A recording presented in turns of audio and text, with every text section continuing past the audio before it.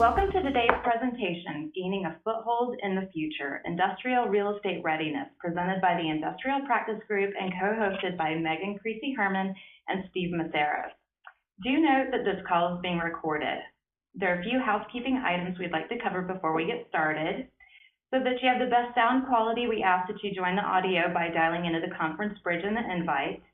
To ensure that there is no feedback or background noise while the webinar is in session, please manually mute the audio in your Skype window, manually mute your mobile or desk phone, and finally, for the Liberty folks on the line, please remember not to put the call on hold, as hold music will disrupt the call. If you have any questions or comments during the presentation, please feel free to unmute your line or type the question using the Skype chat feature, and I will ask it on your behalf. And with that said, I'll now turn it over to your co-host, Megan. Megan? Thank you, Emily. Thanks so much to everybody for joining us today for our session. Just to give you a little context in which Steve and I approached the topic for today, when we sat down to brainstorm, we agreed that obviously industry disruptors is a term that we're hearing so much about from a macro perspective, but what we really wanted to do today was drill down to those disruptors that we see impacting commercial real estate in the future, specifically industrial, and then also really focus on what we should be thinking about to future-proof our portfolio here at LPT. So with that, I'm going to turn it over to our guest speaker today, Helgi Leha with Distribution Performance Solutions. Helgi. Good afternoon, everyone on the East Coast, and good morning to everyone on the West Coast. I appreciate you joining us today. Before I begin, I'd like to first thank Steve and Megan and Emily for all of your support and help, and I appreciate the opportunity to speak with you and your team.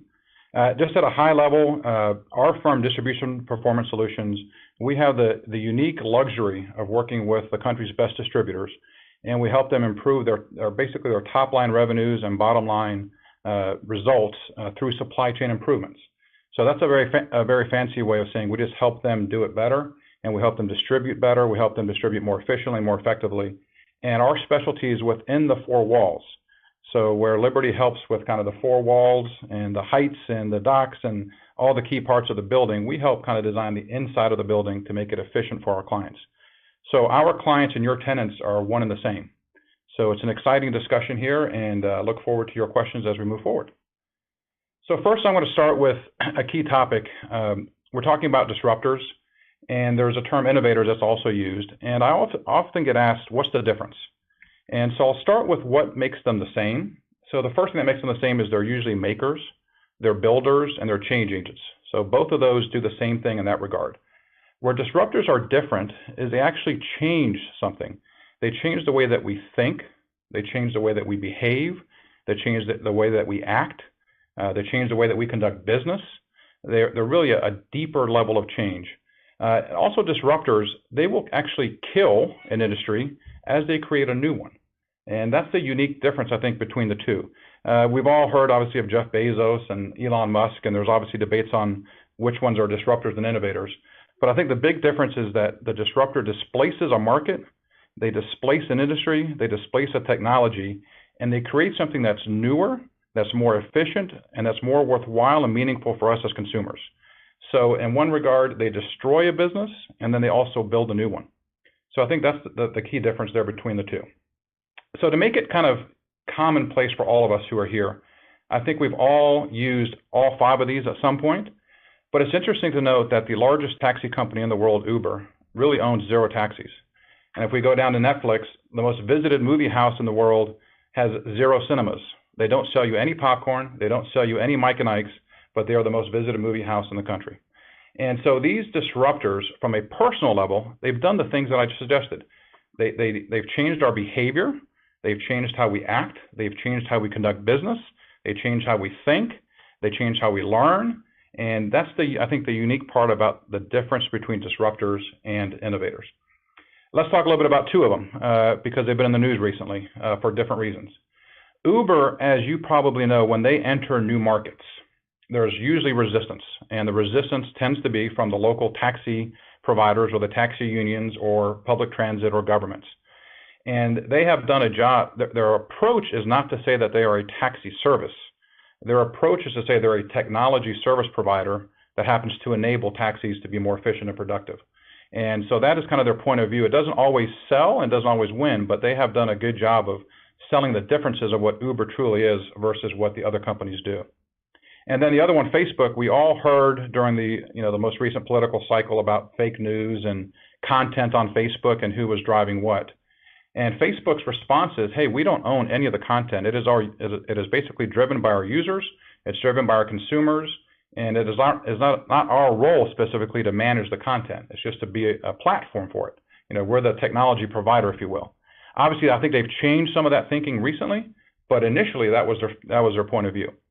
So I just want to kind of bring a couple, common disruptors that we've seen in our day-to-day lives and how they've changed us. But I think it'd be interesting to talk more about how do we change, or how has that impacted our tenants. So what we refer to our clients and Liberty refers to as tenants are one and the same. And it's important that as we move forward, and this is part of Steve's question to me, was how do we position Liberty to be even more successful in the space? How do we drive higher values? And so let's talk a little bit about the hearts and minds of our tenants as we go forward.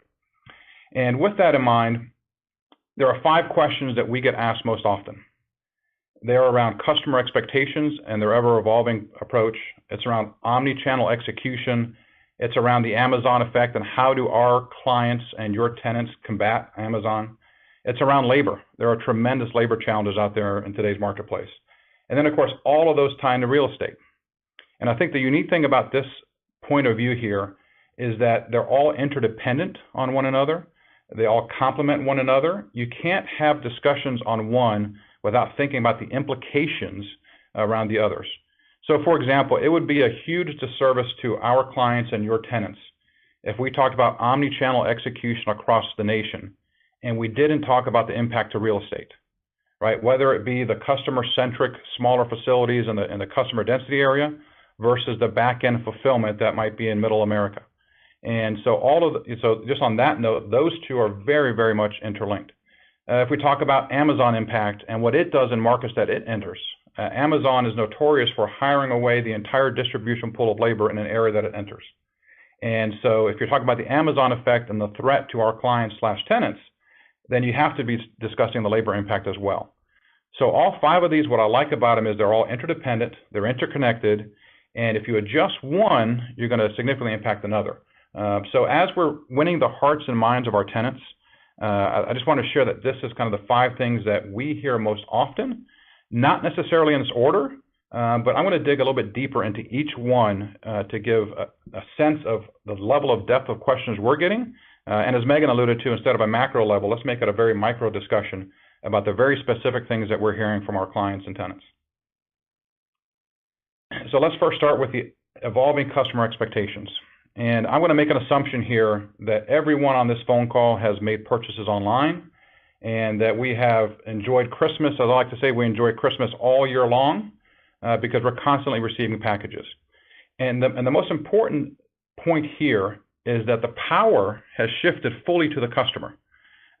You might remember, and some of you who may be a little bit older than, or as old as I, when we used to get the Sears catalog in the 1970s and 80s, it was a 500-page book. You would circle a couple things, and about 6 weeks later, it would show up at your doorstep. And that was our expectation. It was acceptable. Sears actually owned the power at the time because there wasn't much competition and there wasn't a requirement for speed. But as we've evolved and grown over time, that has shifted. So I'm going to share a quick story because I think sometimes the stories really evoke an image. So I have a young son. I have 2, but my youngest one is a soccer addict. He loves soccer. He wakes up soccer, sleeps soccer. And recently he went to Amazon and on his own purchased glove glue. And for those of you, it's basically glue you spray on your glove so you can catch the ball better as a goalkeeper. He ordered it on a Thursday. It arrived on a Friday. He was very happy. He could go to practice with a new glove glue, and he was excited. The same time, he ordered a soccer ball on eBay from a European distributor out of the United Kingdom. Obviously, on Friday, he went to the mailbox, and it did not show up. So he was a little frustrated. On Saturday, he went again to the mailbox, again, equally frustrated. By Monday, when the soccer ball did not show up, he was livid.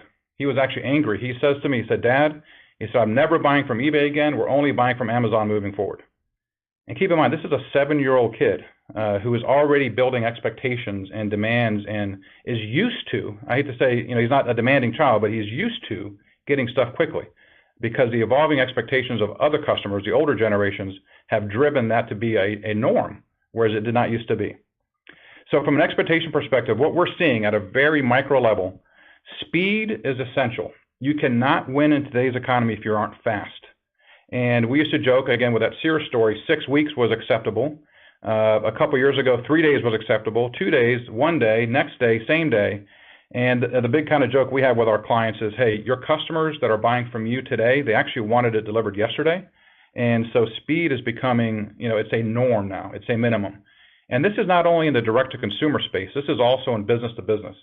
Because we as consumers in the direct-to-consumer side, when we go to work and we're buying at a business-to-business level, we expect the same things. So those expectations do not change. The second thing when it comes to expectations that are really evolving is the transparency. It used to be you'd place an order and you didn't know it was coming till it arrived. Now you have proactive alerting. You have messages that come throughout the period of process of, hey, this order has been picked, it's been packed, it's been shipped, here's your tracking number, here's the carrier, here's when it's coming. They let you know when it's been delivered, if you aren't at home, for example. And if you think of Uber, for instance, we all know if we order an Uber where the driver is and when he's going to be there basically within minutes. And that level of transparency and visibility is what customers are expecting in everything. And so the distributors and the tenants and the clients that we speak of, they have that expectation to try to manage to successfully. The third thing is every customer wants what we define as a frictionless deal. And by that I mean is that you're easy to do business with. I think Zappos, of all the e-com distributors out there, is the best. You can buy 10 pairs of shoes, all different sizes, and you can return 9 of them and you never hear a word. But from a standpoint of their business, I'm loyal to Zappos because they're so easy to do business with. Now, it may cost them an arm and a leg to service us because they do take so many returns and are so easy to do business with, but it's now a minimum requirement. So I think as our tenants are thinking through just that customer expectation piece, not only is it very, very aggressive and demanding today, I believe with the younger generations, it's going to be even more so. The last thing that our tenants are trying to grasp with or wrap their arms around is that there is a time when you place your order, let's just say online, I'm just going to use online as an example, and you place that online order and there's a time gap between the time you place it and when you get it. So you have that shopper's high when you click the button, yes, place order, and then you kind of wait for, let's just say it's a day, right? So within that day now, our tenants and our clients are trying to maintain that experience gap. And by that, I mean they're going to send you an email that says, hey, by the way, you bought those shoes, and so did 620 other women across the United States. By the way, with those shoes, other people bought this dress. You might want to go look at this dress. By the way, of the 50 orders we delivered, all 50 were on time, and guess what? We have 50 positive feedbacks based on that delivery. So they're trying to bridge that experience gap from the time you actually place an order to receive it, to keep you engaged and keep you excited, and to just keep you as a dedicated client or customer of their business. So that's just from a customer expectation perspective. Next, let's talk about omnichannel. And omnichannel is a buzzword that we've all heard. It's been a broad term used over the course of the last 3 to 5 years. It used to be clicks or bricks was the thinking. The new thinking is it's clicks and bricks. I think there's going to be a convergence to one model, and by that I mean I think all tenants are going to look similar in the fact that they're going to have smaller client-facing footprints, and they're going to have larger back-end fulfillment processes as well. So think about it. Amazon acquired Whole Foods, right? So that's an online retailer buying a brick and mortar. We had Walmart buying Jet, which was the reverse. And then we had PetSmart buying Chewy, which again is a retailer buying an e-com distributor. So just those three, purchases themselves show you how that shift is from being one to being multi-channel. And omni-channel is a term that gets abused, it gets misused, it gets misunderstood, sometimes misinterpreted. So we like to just define it very simply from the customer view. And the customer view is quite simple. The customer expects from their tenant or from your tenant and our clients a seamless transaction. They want the right product, the right time, the right price, the right experience. They want the same experience if they're buying from you online or if they're in your retail store. And that is a unique challenge to try to meet. Another facet of omnichannel is the ability to do it all systemically. To really execute on omnichannel, there has to be a large systems play. because to manage all this information, systems are essential to make it happen. And as a tenant, so as we think about winning the hearts and minds of our tenants from a Liberty perspective, our tenants are trying to answer this question, among others. The question is, our clients or our customers are buying from anywhere, right? Whether it be a laptop, whether it be a desktop, whether it be their mobile phone, whether it be using Alexa, they are buying from anywhere, and they expect you to fulfill from everywhere in a cost-effective, efficient manner. So think about that as a tenant of trying to manage that omni-channel piece with that growing customer expectation piece. Those things tie dramatically into the real estate portion. One thing I like to share, because often we talk about distribution and industrial real estate, and trying to articulate to some of my friends who aren't in our spaces, is I also mention the banking industry. Think about it. You can now go to a bank to handle your financial transactions. You can now go online to handle those transactions. You can go to an ATM. So banks have been doing omni-channel type things for a long time. Think about the government now. We used to have to go to get your driver's license to go into the DMV, stand in line for 7 hours and get your picture taken, which you never like, and then you walk out there with your driver's license. Now you can order it online. So even the government is embracing omni-channel thinking, and they're trying to give you a better experience as a consumer. So as we start to think about Liberty and we start to think about winning the hearts and minds of our tenants, just those two factors alone, right, are pretty impactful. Then let's talk about Amazon. And Amazon is one that's always viewed as a threat.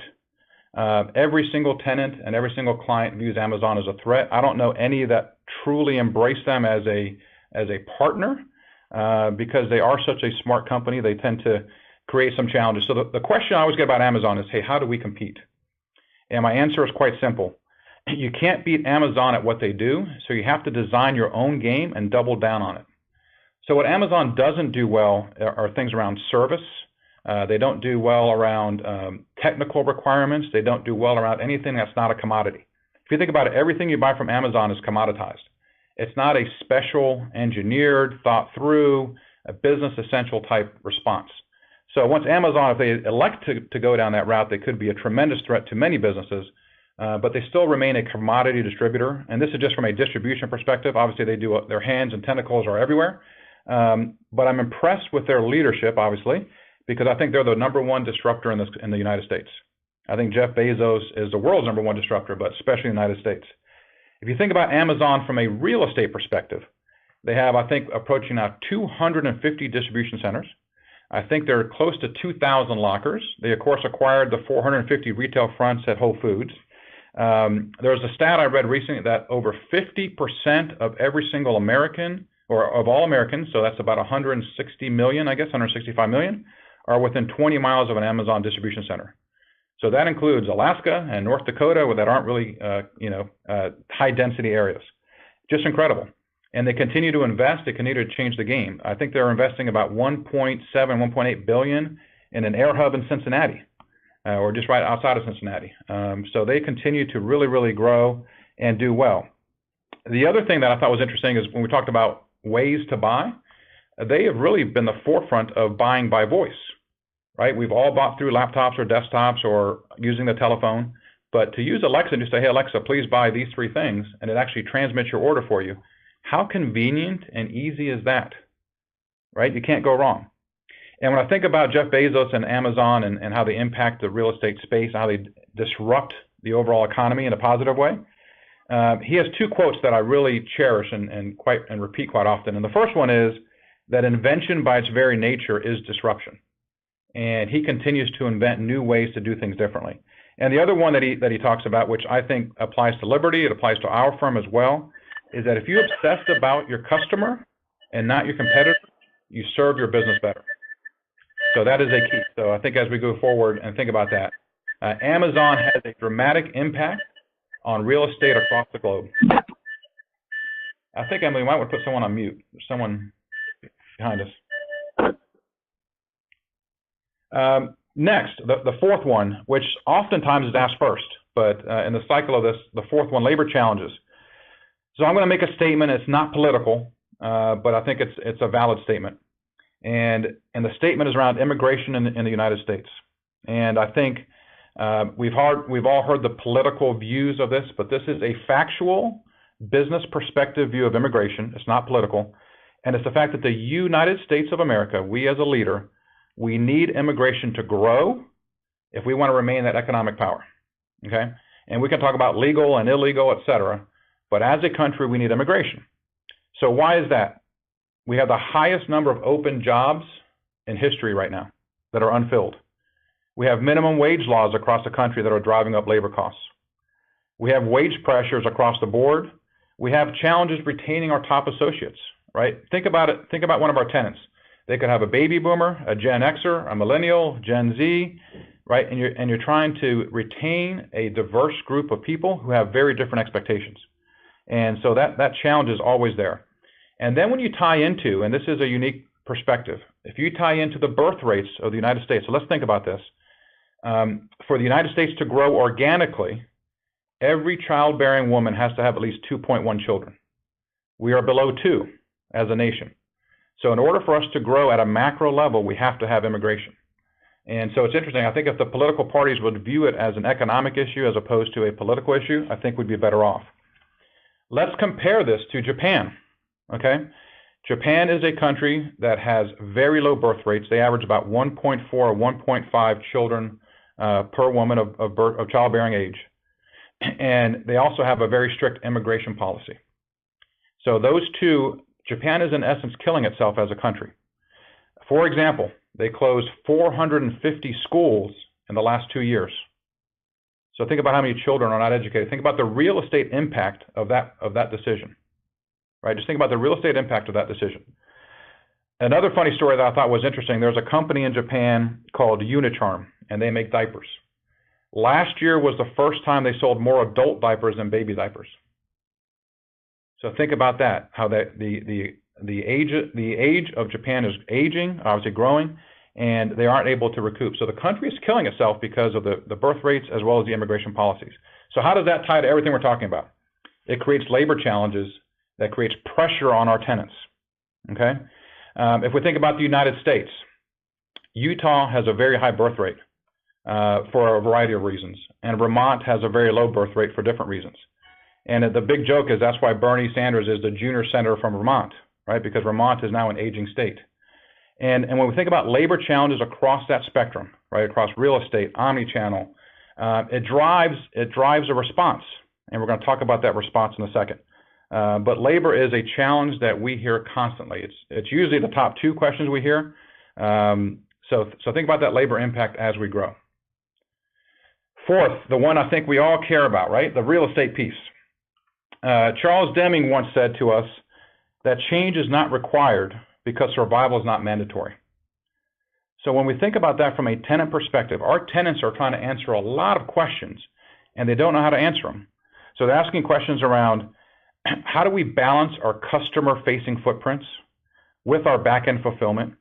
How do we have flexible networks? How do we have the right infrastructure? How do we have the right capabilities?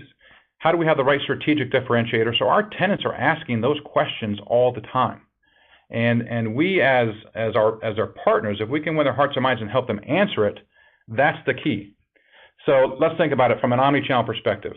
I think, and Steve, correct me if I'm wrong, I think of the 50 biggest industrial deals that were done in 2017, 42% were e-commerce specific. And I think the top 15, the clear heights of those buildings, the top 15, all were at least 36 feet high. So think about our tenants. They're trying to answer these questions about how do we meet that customer expectation that's changing all the time? How do we enable that omni-channel capability? How do we support the labor challenges we're facing? How do we combat Amazon?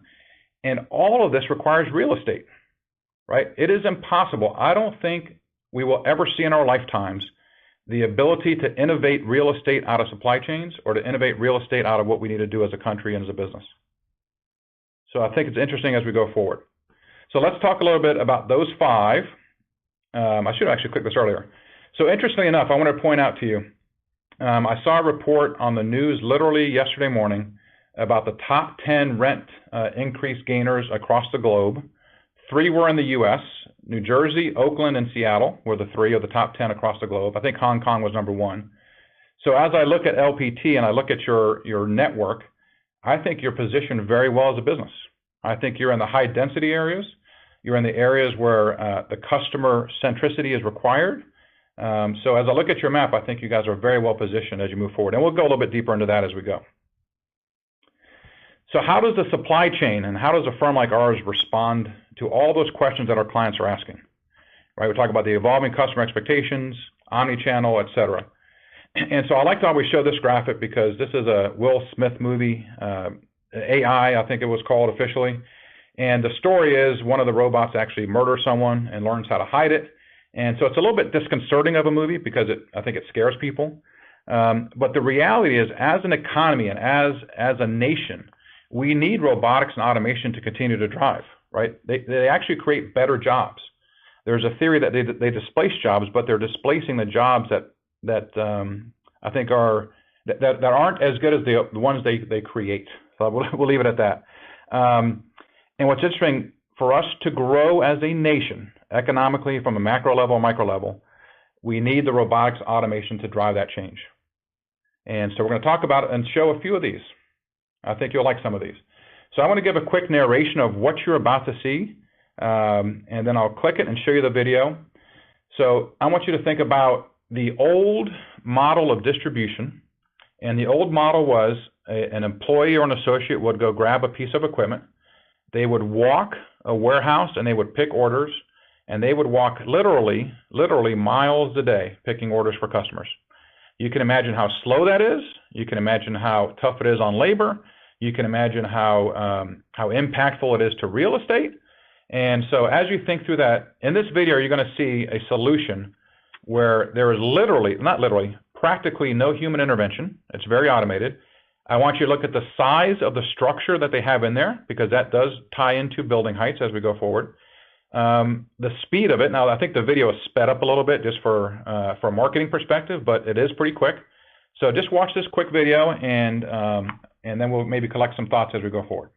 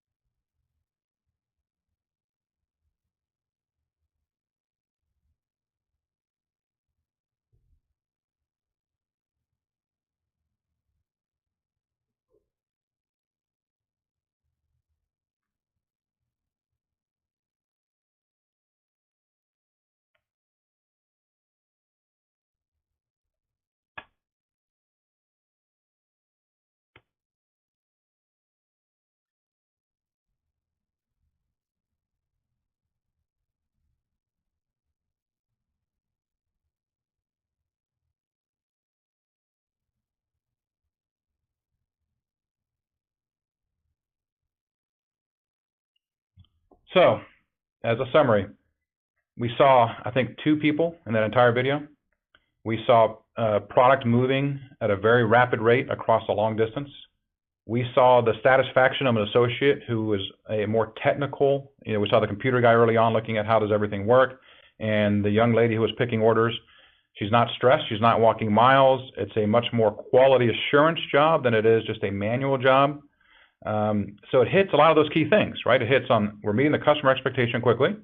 We're doing omni-channel capabilities and fulfillment. It impacts real estate. Of course, the design of that building is probably vastly different than things we would see. The way that impacts an Amazon perspective, right? So that goods to person view has been adopted in Europe for many, many years, right? Europe's always had high union costs, high land costs, et cetera. So Europe has adopted this very, very quickly and is gaining a strong, strong foothold in the United States. So we'll kind of go through that a little bit further. We have other videos on that, but I'm going to go to the next slide, and I'll narrate that one before we go. So went too fast. So this one, as we hear about last mile. So another conundrum that our tenants have is, hey, how do we actually handle the last mile? And the last mile is really the mile that matters. So for example, if you're buying I'm just going to say a jacket from J. Crew, you really don't care what happened the first 1,000 miles, or when it was maybe, let's just say, manufactured in China and shipped to the LA port and shipped over to the Lenox Mall in Atlanta, Georgia, right? You just care what happens that last mile when you receive it. So that impact, thinking about last mile and autonomous vehicles and automation, that dramatically is going to challenge the real estate decisions our tenants are trying to make. You're going to see here a very simple autonomous vehicle. It was the UK's first driverless grocery delivery video. But I want to share with you some things that are coming. So this is just one that has you come in and you key in your code, the door opens, you get your product. They're already developing larger scale autonomous vehicles that when they stop at a central point, guess what? 5 other vehicles come out of the back end and they go their routes. So it's kind of as we do in the US from a transportation zone skipping, it'll be zone skipping on the last mile. The other variation in hybrid we're seeing is an autonomous vehicle like this or larger coming to a central location and then 50 drones jumping out of it and going to deliver their orders. So there are hybrids of using autonomous vehicles, drones, et cetera, to get that last mile delivery. Again, trying to fight that customer expectation, speed, Amazon, et cetera. So I'll just click this video for you. It's a pretty short video, so you can see how it was done. And then just think about all the variations that are coming.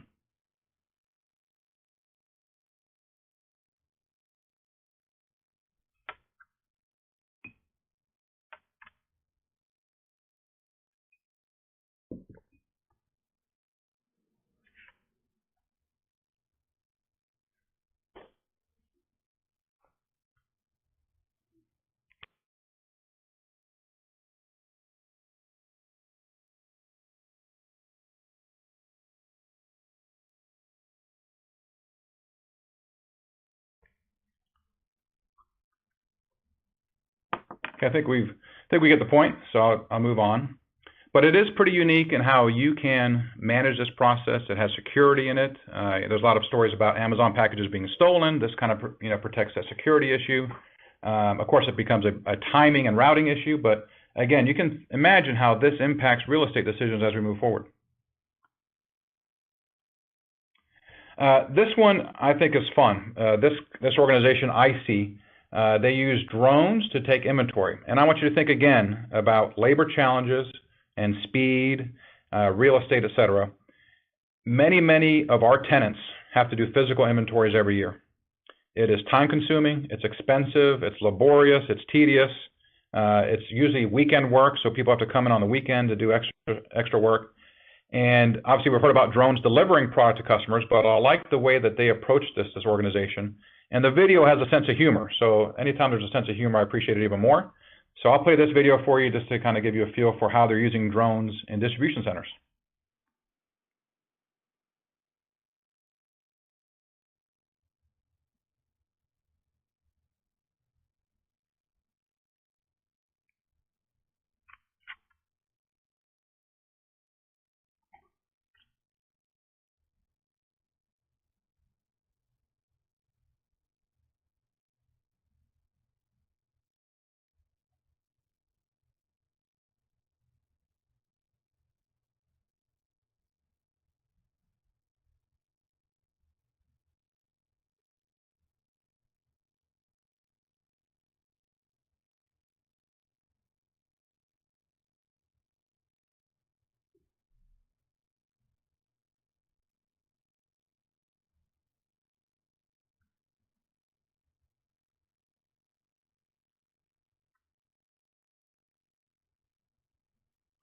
So as you can see, one of the responses, right, to impact that labor component, the speed component, is that solution, and I think it's pretty cool. It's pretty slick.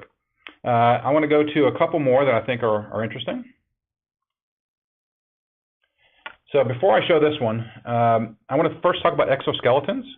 And I'm not going to show a video of it, but exoskeletons are basically a harness type skeleton you attach to your body. And there have been studies that allow older generations. So for example, they're saying by putting the exoskeleton on your body, you have about 50% more strength than you would normally because it helps leverage certain things and keep certain things in place. So it allows an older generation to continue to work in distribution if they so desire, and or maybe others who may not be as strong, et cetera. So that's kind of unique. But the one that's drawing the most attention, and Steve and Megan and Emma and I joked about this, you've all seen the the Boston Dynamics video of the dogs opening the doors. And this is the same company with the humanoid. But think about the labor challenges. Think about the movie AI with Will Smith. Think about speed. Think about distribution. Think about real estate. And once these get to a level that they're close to getting to, it's going to change everything. Right? It's going to create better jobs, as we talked about. It's doing a lot of the manual work that isn't so attractive. So just watch this video. I think it's pretty unique, and you can see where the future is, and it's pretty close.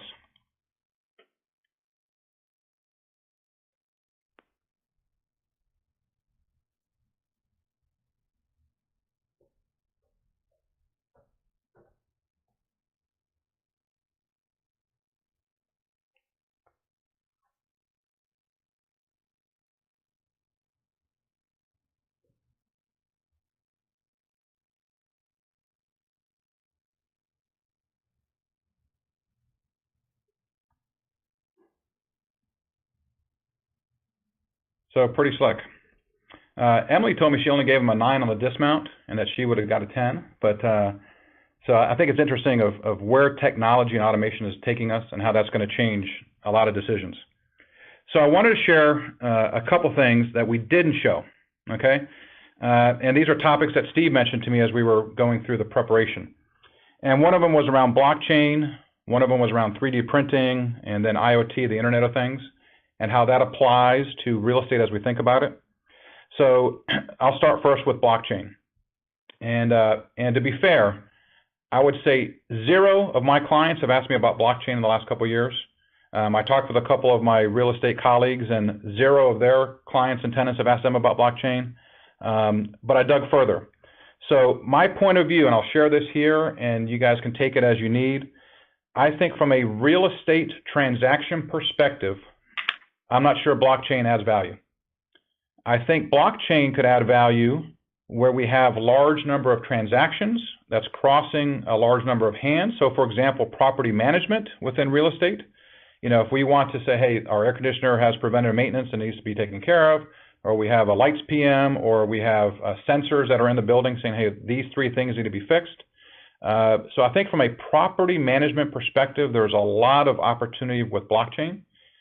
From a real estate transaction leasing perspective, I don't have a high degree of confidence that it warrants that kind of pursuit. It tends to be centered right now, at least, on heavy transaction volume, a lot of hands being, crossing a lot of different hands, requiring a lot of different people to be involved. And so, Steve, I know you asked that question about blockchain within real estate. From everyone I've talked to about it since we spoke and points of view that I got, that seems to be the consistent view. I'm not sure it's the right view, but it's a consistent one, that blockchain may be very, very adept and successful in the property management portion, but right now there isn't a large push for or desire for blockchain in the transaction side. So that's interesting information. Helgi? Yes. Helgi?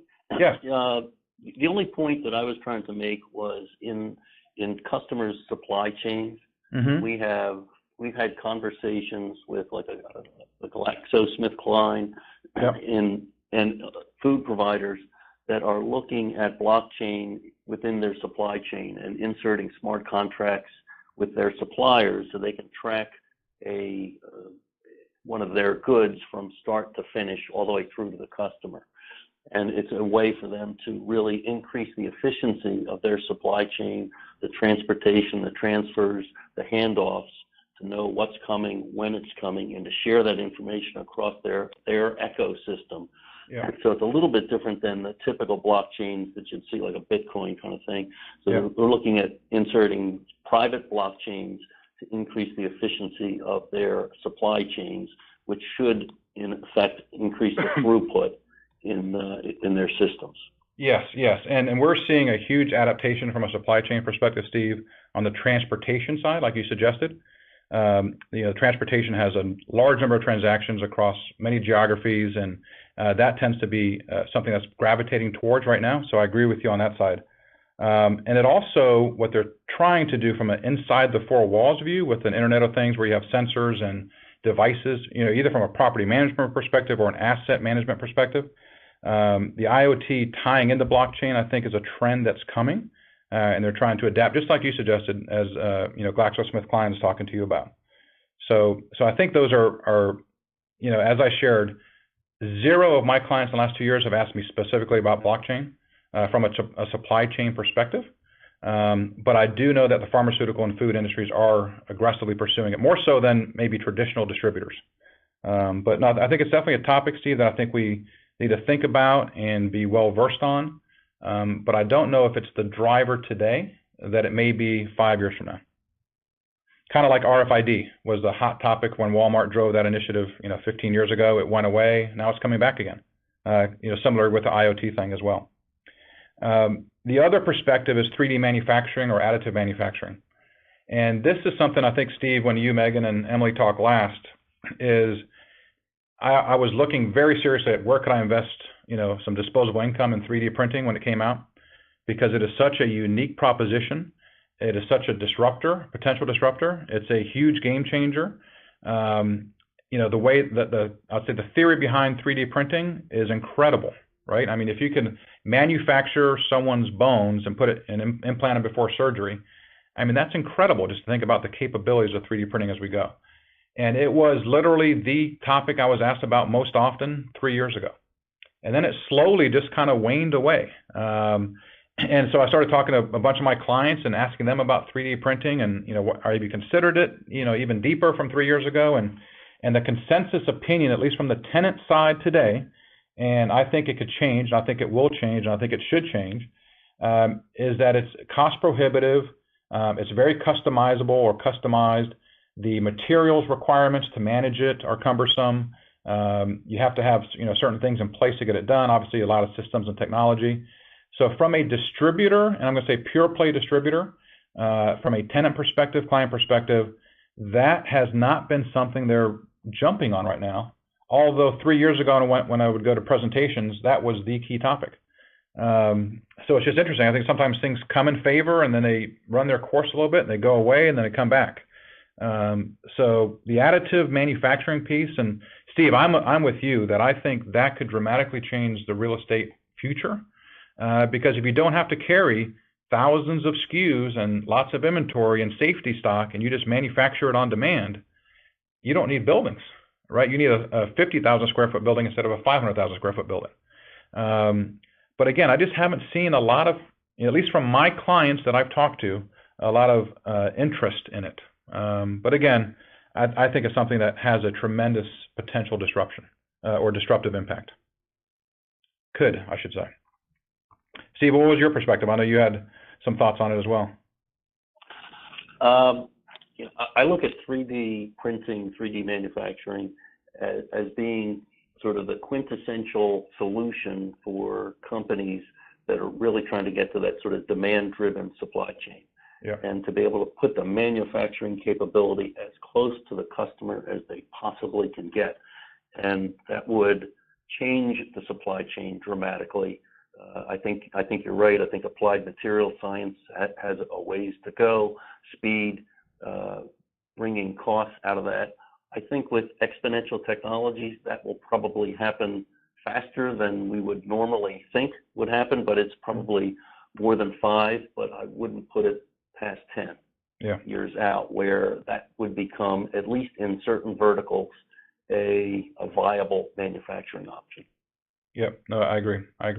I think you and I are thinking the right way. I'm not so sure our clients have gravitated towards it yet, but I'm with you. Here I want to discuss a little bit more about the hearts and minds as we're working with our tenants. And so there's 2 points of view that I have that I'm seeing day to day in the supply chain side. And one of those I alluded to earlier, which is the convergence to one model. And so people say, well, we can't compete with Amazon because they have 250 DCs and 450 retail locations, and they're investing billions, and they don't care about profits, and you name it, why Amazon is what it is. But what I am seeing is that convergence to a similar model, maybe not one model, but a similar model. And that model is smaller, client-centric, customer-centric locations for that speed perspective that the consumers demand, with a larger scale industrial fulfillment back end in a more remote area, but still relatively close because they want to maintain speed, So the model that I am seeing, and companies are doing it right now. So one of our key clients is moving into this model as we speak, and they're investing millions doing so. And that model is to have larger scale industrial sites within 2 to 3 hours of that customer-centric location. And so that convergence to one model, I think, is going to go across all businesses. And I think they're all slowly becoming that. So we heard, earlier the Walmart Jet example, the Amazon Whole Foods example, the PetSmart Chewy example. There are dozens more of companies that aren't as well known that are doing the same thing. So it's a very unique perspective, and across all verticals, whether it's business to business, business to consumer, that kind of model is definitely coming to the forefront. And you can imagine the impact to real estate. The second thing is what I term as the European view. And we showed you that goods to person video earlier, and you saw the height of that structure, and you saw the speed of that structure. And because the Europeans have had for many years to deal with very high wage costs, which the U.S. is now having to deal with, very high land costs, very limited land availability. And so the Europeans were very, very quick to adopt technology and automation to help fight the things that we in the U.S. are fighting now, or combating, or trying to overcome. And I used to have clients say to me 5 years ago, I need a return on investment that pays me back in 3 months or 6 months. And my candid response was, that's not a strategic point of view. That's a tactical point of view. And if you want to change your business and you want to build a competitive differentiator and you want to strategically beat your competition, you have to think longer term, because that's the only way to really make a jump instead of a step. And I used to get, people say, get out of here, I don't want to talk to you anymore. Today, it's the opposite. People are taking 5 to 7 to 10 year views on their investments. They're justifying things longer. They're not on that hamster wheel of quarterly reports to say, we got to look better every quarter. They're saying, okay, let's fundamentally change our business and be a stronger company as a result. So when I think of the convergence to one model, we think about a European view being adopted by U.S. investors. Now, not all investors, right? There's an exception to every rule, but predominantly, our clients and the tenants for Liberty are thinking longer term now than they used to be. But they're also figuring out, hey, how do we think long term but still be able to adapt and react when the short term? So there's those types of things. But all three of these, as there's things here that I'm kind of bringing back to the forefront here, but all three are tied across one thing, and it's analytics. And when I have folks on the real estate side ask me, hey, what can we do to help our clients? What can we do to help our tenants or occupiers or our investors? The simplest answer, because there is no one right answer, it's around analytics. It's around, first, let's start with the right of the screen, customer analytics. Jeff Bezos commented about always look at what your customers want, not your competitors. And if we go to our tenants and we say to our tenants, hey guys, what are you seeing? What is your challenge? What's your biggest risk? What's your biggest plus? What's your strength? What are your customers telling you? What do you do well? What do you not do well? Those customer analytics are key, because if you're not trying to take care of your customer, you're losing them. And so any way that we as Liberty or we as DPS can help our customers or our clients or our tenants understand their customers better, the better we can help position their next step, whether it's a real estate decision, whether it's a omni-channel decision, or the way they all interact. When we talk about labor, I know a lot of firms do labor analytics, and I live here in Atlanta, and a lot of people have distribution centers south of Atlanta's airport. Some have them north of Atlanta airport, and there's pros and cons.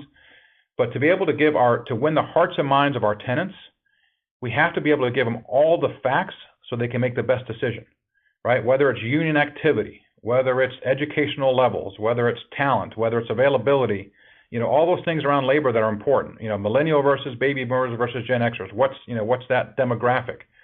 So the more that we can help our tenants with that type of analysis and data gathering, the better off we are.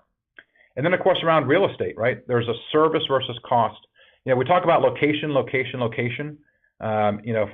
you're buying your home or when you're putting your retail business, but industrial is now more than ever location. I know it's an old adage in the real estate business, but it's a reality. And I don't think with all the technology we're talking about, all the automation we're talking about, that we are in our lifetimes going to innovate real estate out of the picture. I just don't think it's fathomable. Real estate is essential and critical to supply chains. And as we help our tenants with that service versus cost factor, with the closeness versus remote, versus how do we handle all these expectations from our customers, how do we enable omni-channel, how do we combat Amazon, I'm huge on analytics, and it's across the spectrum. And so as we talk about that, that's just kind of a point of view I have for us on the call to kind of think through as we go forward. To your point, Steve, there was something that was you made a comment today just about 3D and blockchain. And what we're seeing right now is, think about the last 10 years of disruption in our economy and in supply chains and real estate. I think, and I believe, and experts suggest, the next 8 years, there's going to be twice as much as we saw in the last 10 years. Right? Whether it's the embracing of 3D, whether it's the development and further development of IoT with blockchain, whether it's the autonomous vehicles, whether it's regulations, freeing some things up. So by 2025, think about this. This is a host of experts of data collected over time. We expect in the mature market, which is U.S., Europe, et cetera, at least 2 times the growth in disruption and disruptors and trying to solve that over the next 8 years. In the developing countries, it's 30 times because they are way behind where we were even 20, 30 years ago. So you can imagine the disruption to those types of countries. From a volume perspective, when we think about our tenants, by the year 2025, 25 billion parcels, which is about 62 parcels per person, assuming a country of 400 million. So think about all that movement of product and being close to customers and the real estate impacts, having that inventory, et cetera. The unique thing that we're seeing our tenants and clients asking us about is same-day delivery, because 3 days is no longer good enough, 2 days is no longer enough, and it becomes a capital question. How much capital do we want to invest to enable this service level?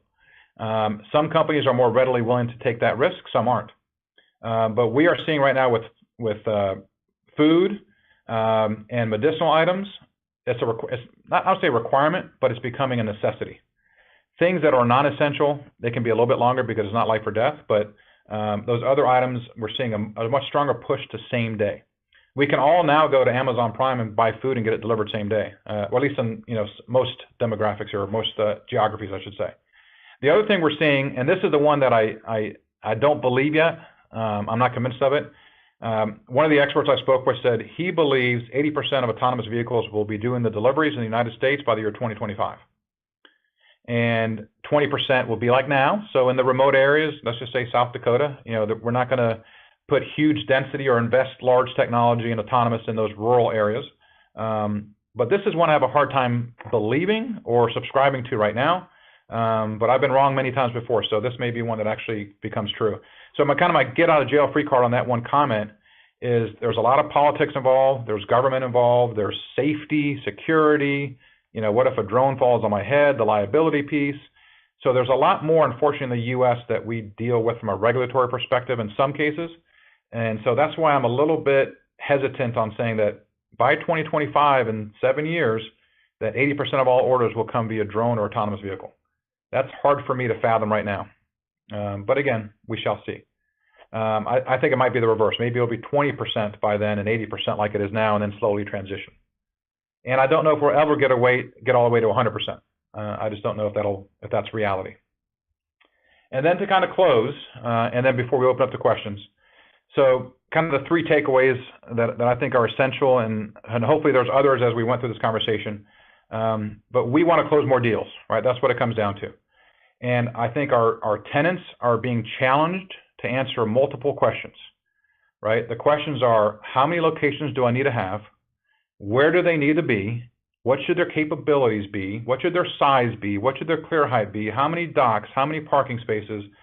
All those types of questions impact real estate. And if we can get tied into our clients at that level where we have access to their data, we have access to their strategic thinking, we can help them with customer analytics, labor analytics, strategic analytics, real estate analytics, et cetera, I think we position ourselves the best way possible. And again, that also helps overcome those top 5 disruptors that we talked about, right? The customer expectations, Amazon, et cetera. And the unique thing is it has to be done holistically. It can't be in a vacuum, which I think we all know. And then the question is, what do we do today, and how do we manufacture, or how do we support that 5 years from now, 10 years from now? That's always a challenging question. So the more that we can help our tenants address that, the better off we are as a partner and winning their hearts and minds. The second thing that I think is important is the future is not known. As we talked just a second ago, if we expect 2 times the disruption in the next 7 years that we saw in the last 10, right, the future is very much unknown. But I believe everything's going to look, relatively similar at the end of the day. I think data is key. Data is critical. So just kind of think of it as how can we support our tenants from a different point of view, from a different perspective, and really help them drive what they need, which is their customer retention, customer loyalty, and increased growth. And so that conundrum of the tenant is the fundamentals are the same, right? Everyone is trying to service customers. They want to be easy to do business with. They want a frictionless. They want to be fast, et cetera. But to do it intelligently is the challenge, right? The how and the when is really the big question. It's a big, big puzzle. So when I think about it, supply chain is dependent upon industrial real estate. I think we just saw a report this morning or even later this afternoon that for 27 straight quarters, industrial rents have increased, right? That's since 2012. And so again, it comes down to helping our tenants think differently, helping them answer different questions than they've asked in the past, and be that kind of trusted advisor as we go forward. And I think that'll help not only Liberty grow, it helps our firm grow, and that's kind of my point of view on winning the hearts and minds, and hopefully giving each of you some valuable insights and perspectives that can maybe help close that one extra deal. So I'll open it for questions and comments. Helgi, the one comment that I've got on my get out of jail card. Yes. You're looking at all the different sort of aspects to how this stuff might get implemented in supply chains. It's very similar to the strategic scenario development that we did, I guess, a year and a half ago, where we go through what's known as a steep C analysis, where you look at societal changes, technology, environment, economic, political, and competitive, and you generate scenarios based upon various positives and negatives as a result of the different opportunities that exist. So I looked at that and said, boy, the scenario analysis on supply chain development would be an interesting exercise to go through for Liberty as a company. I thought that was interesting. The other question I've got for you, Helgi, and my last one, is based on all the things that are going on, whether it's technology, whether it's social, where do you get your information from? How do you sort of stay on top of things? I know how I do it, but I'm always interested in new methodologies, something more efficient than what I do. Yeah, great question, Steve. Before I answer that, let me talk a little bit about what you just shared with your Step C. Yeah. There's one thing that I've tried to position with a couple of different partners of ours and ours as well, is we do a lot of supply chain strategies for clients, where it's answering the question of how many facilities and where should they be and how should they function. And we do it, and each one is different, right? One is distributing water, one's distributing clothing, one's distributing pharmaceuticals, so they all have different kinds of models and consumer demand, et cetera. But I've always wanted to, as I say, do kind of a reverse optimization, where we take all 100 strategies that we've done and say, hey, what are the 3 things all of these strategies came up with, right? Kind of like what you said with your Step C. I wish more supply chain practitioners would do that. And actually, I've challenged our company leadership to do that as well, is let's look at the last 100 strategies we did and see what the results were. Because that could be a compelling discussion with every client moving forward and helping win the hearts and minds. We could say, hey, based on this history of the last 100 we did, these are the things we saw. Let's make sure we at least test for those, or see the sensitivity analysis if we test for those things. But I'm with you. I really appreciate your thought on that. Now, to answer your question about where do I get information, I have found the most valuable information to get tied into private equity and venture capital firms that specialize in emerging technologies. And so there are a couple that do that specialize just in that space. So I've been able to talk to guys that were in the Mossad from Israel who are developing technologies for supply chain. I've talked with the guy that started a company similar to Waze, but it's for transportation businesses. And so I found private equity, venture capital, emerging technology type businesses. And a lot of them will have road shows where you can go sit and watch 10 of them present their wares and what they're thinking. We've done in the past, in my company, we brought in one of those firms, and they had, I think, 9 or 10 speakers that were talking about their technologies, and we had probably 100 clients, not 100 clients, but 100 associates from our 50 clients, let's say, and they were able to talk about what they liked, what they didn't like. So the capitalists or venture capitalists and the emerging technology firms heard real feedback from real supply chain people about what they thought made sense and what they didn't. And again, sometimes that's not the best person to ask because they don't know what they need till they need it. But that's what I found, Steve, is to be very helpful for me to see. I'm also big on going to trade shows where they're talking about the future. There are a lot of futurists out there that have different presentations and views on whether it be real estate or supply chain or just overall governments and things like that.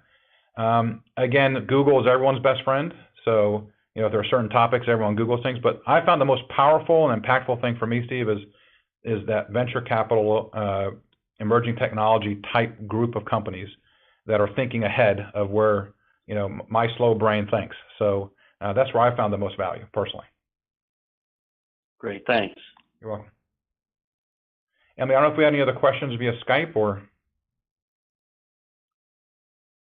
any Skype questions for us, or? Nope, no Skype questions. Okay. Well, it is Friday afternoon and the summer is here, so. Steve or Megan, any questions for me? Or I know we're approaching 3 o'clock now. Yeah, Helgi, out of all of the technologies that are coming, I think the one that probably scares me the most, that has the most potential to really disrupt supply chain to me, is the 3D printing, additive manufacturing, that would change the dynamic tremendously. And if something like that happens within a 10-year time frame, simply because of the exponential technologies and the speed of computation and all the other technologies working in combination, what kind of industrial real estate do you see would still have incredible value? But because I would generally see a lot of disruption in that existing supply chain, and it may leave some industrial product behind, whether it's because of location or building type or whatever. Do you have a sense of that at all? Yeah. This is my point of view, and so my first point of view is when I look at your map of where you are today, and I think of the density of the population and the requirement for speed. I don't think even that 3D technology is going to innovate real estate out of the supply chain picture. I think real estate, and I contend to this day, till I die, industrial real estate will be a key component in the supply chain. I think the areas you are, right, we heard New Jersey and Oakland and Seattle as the rents growing, the 3 of the top 10 in the world. I think those population densities, the Southeast, of course, Atlanta is a booming economy now, the Dallas market, Chicago, San Francisco, LA. I think having real estate where those areas are, because I don't think the population is going to suddenly move to South Dakota, right? No offense to anyone from South Dakota, but those coastal cities, the New Yorks of the world, I think that's really, Steve, where industrial real estate it's going to stay. It's going to continue to grow. And as long as you continue pursuing those high density areas, you're not in trouble. I think the only question becomes size, right? Is if that 3D additive approach comes, I believe buildings will become smaller. Now, it could be maybe it's the back end fulfillment that's maybe 2 or 3 hours away from the customer centric footprints. Because you can actually maybe manufacture it additively or do it very quickly and then get it shipped within 2-3 hours, and you still get same day delivery. But I think it has a huge potential on sizing of facilities. The other one I think about too is technology helping shrink inventories. There's a lot of inventory optimization tool sets and toolkits and software models that are out there.